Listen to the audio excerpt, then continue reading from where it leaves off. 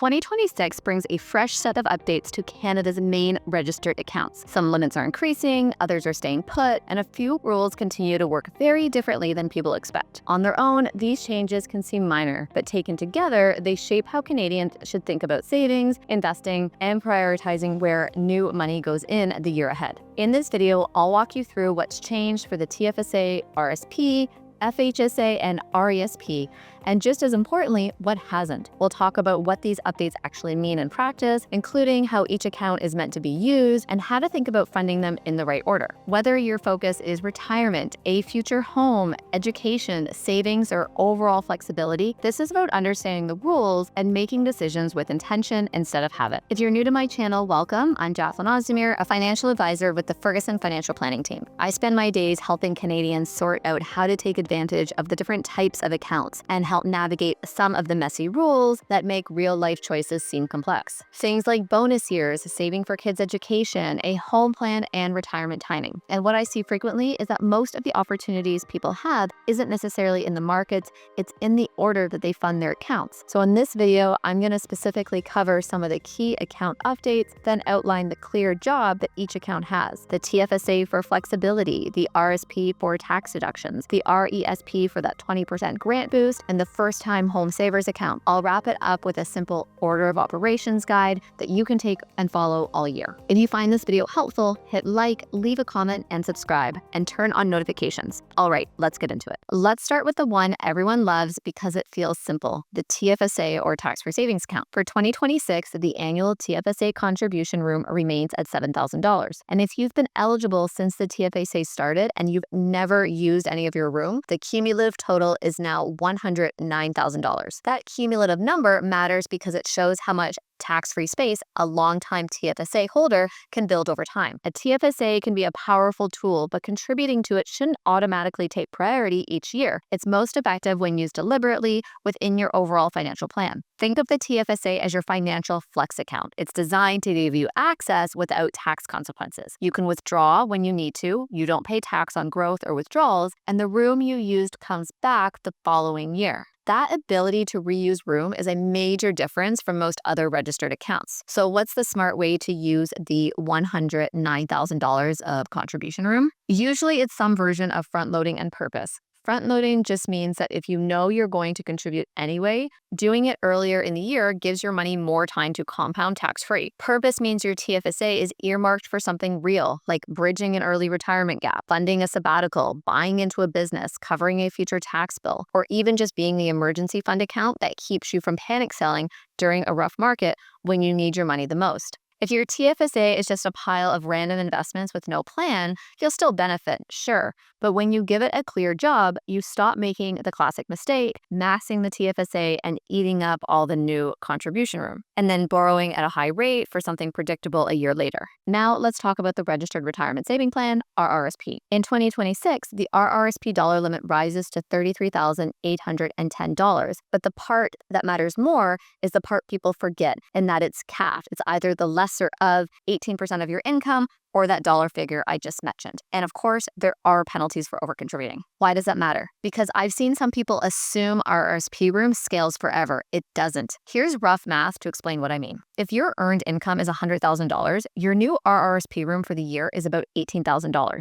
18% of your income. If your earned income is $150,000, your new room is about $27,000. But once your earned income gets to roughly $188,000, 18% is about $33,840, just over the RSP contribution room limit for 2026. Once you go past that, you get dinged for RRSP overcontribution, which is one of those rules that's easy to underestimate. The CRA gives you a small cushion, a lifetime $2,000 buffer of overcontribution, but once your unused contributions are more than $2,000 over your deduction limit, there's a penalty tax of 1% per month on the excess amount, and it keeps running each month until the excess is dealt with. So what does dealing with it actually mean? Usually one of two things. Either you withdraw the excess contribution to bring yourself back under the limit, or you wait until new RSP room is created in a future year and that new room absorbs the excess. The key point is that you don't want to ignore it, because the longer the excess sits there, the more that 1% per month can really add up. So when does the RRSP cap stop mattering? Honestly, it doesn't. It just changes shape. Once you're near the ceiling, that limit becomes less about how much can I put in and more about how do I use this on purpose. Because at that point, you can't keep increasing RRSP contributions indefinitely. That's where the RRSP becomes most useful, when you treat it as a tax bracket tool, not a default destination for every extra dollar. The RRSP is designed to move taxable income from a higher tax year into a lower tax year later. When the timing lines up, that can work extremely well. But when you make contributions on autopilot, you can end up creating a future where withdrawals push you into higher tax brackets than you expected, or even reduce income tested benefits, or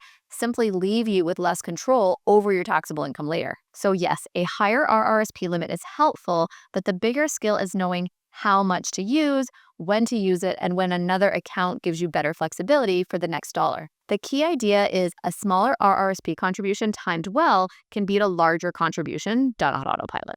Now, the Registered Education Savings Plan, or RESP. If you have kids and are saving up for their education, this section is for you. I see a lot of families, and honestly, this is where a lot of families accidentally leave real money on the table. For 2026, there aren't big new RESP rule changes. The big story is that the Canada Education Savings Grant still works the same way, and it's still one of the most valuable government incentives available for education savings. The federal program pays 20% on the first $2,500 contributed per child per year. That's $500 of grant money. And over time, and the maximum grant per child is $7,200. Contributions themselves have a lifetime cap of $50,000 per child. So when does an RESP contribution beat an RRSP or TFSA? When you're deciding what your next dollar should do, and one option comes with a guaranteed 20% boost. Let's use Sarah and Mark. They've got 2 kids, life was busy, careers, mortgage, all of the things. They felt behind on retirement, so they ignored RESPs for a few years. Then we ran the simplest comparison possible. If they contribute $2,500 for each child in a year, that's $5,000 total, and the grant adds 20%, which is $1,000. That's a median. No market return required. No perfect timing. It's like finding a crisp $100 bill in your winter coat, except it's $1,000 and it repeats if you keep showing up each year. Even if retirement is the biggest fear emotionally, the math here is hard to ignore. And quick side note, if you missed earlier years, you can often catch up on the Canadian Education Savings Grant room, but only at a limited pace each year. The point is, waiting doesn't help. Starting does. There's also another side benefit that RESPs create that people don't talk about enough, and that is future options. A funded education plan can reduce the pressure on your cash flow later when tuition bills show up at the same time you're trying to max out your own accounts and maybe help aging parents. So yes, it's for the kids, but it also protects your own plan. Now, let's talk about the first-time home savings account, or the FHSA. For 2026, the limit stays the same, $8,000 per year with a $40,000 lifetime limit. The FHSA is powerful because it lends 2 good features. Contributions can be deductible, like an RRSP, and qualifying withdrawals for a first home can be tax-free, like a TFSA. That's super rare. But here's the catch that trips people up. Timing matters. With the TFSA, unused room can pile up year after year. With the FHSA, you can carry forward unused room, but only up to $8,000 to the next year. In practice, that means the most FHSA room you can typically have available in a year is $16,000. $8,000 for the current year, plus up to $8,000 carry forward. You can't carry multiple years worth of room. Jordan is an example. First-time homebuyer, smart, organized, opened an FHSA early, and then delayed funding because he said, we'll just do it next year when things calm down. In 1 year, Jordan had $8,000 of room and contributed nothing. Year 2, Jordan now had $16,000 available because he could use the new $8,000 plus the carry forward of $8,000 from last year. But year 2 was also hectic, so again, he contributed nothing. And here's the painful part. Going into year 3, Jordan expected he'd now have $24,000 of room saved up, kind of like how the TFSA would have worked. But the FHSA doesn't work that way, because only $8,000 of unused room can carry forward. He didn't have $24,000 of room, he had $16,000 again. He effectively gave up the chance to contribute an extra $8,000 that could have been deductible and could have grown tax-free for his down payment. The lesson is simple. If buying a home is even a medium-term goal, you don't want to treat the FHSA like a someday account. It rewards steady action, and quietly waiting can become expensive. Let's pull this all together because the question everyone actually has is, okay, where should I put my money? The mistake is thinking each account should be maxed in isolation. Here's a better way. Use a basic hierarchy. You want to fund the dollars that come with either free money or permanent tax advantages first. Then focus on flexibility. Then use RSP contributions with intention. So first, if you have any kind of employer matching program, that usually goes to the top of the list. Matching is literally free money. It's hard to beat free. Second, if you have kids and the RESP is on the table, contributing enough to get the full Canada Education Savings Grant each year is often the next best move. That 20% up to $2,500 per child is a serious head start. If you're choosing between whether to invest $5,000 into your own account or to invest $5,000 and get $8,000 added instantly to an RESP, then investing in the RESP may be the obvious choice. Third, if you're a first-time homebuyer and the timing fits, the FHSA is worth your attention. But it's not a forever account. It has a clock. It has carry-forward limits, and it has a lifetime cap. That means it belongs earlier in the plan, not later, for people who actually want to use it. Fourth, the TFSA is where you build flexibility and tax-free growth for everything else life throws at you. This is where you can store future spending, smooth out income in the future, and give yourself options without creating future tax issues. And finally, the RRSP. When used well, it's not your whatever's left bucket. It's targeted, and it's about filling tax brackets on purpose. In some years, a bigger RRSP contribution is smart, like when your income jumps because of a bonus, a big commission, or the sale of something taxable. In other years, smaller might be better, and the TFSA does more work. If you take nothing else from this, it's the account order that matters more than the account limits. The limits change a little for 2026, but your results change a lot when you stop asking, how do I max out my contributions on everything? And start asking, what does my next dollar need to do? So here's the takeaway.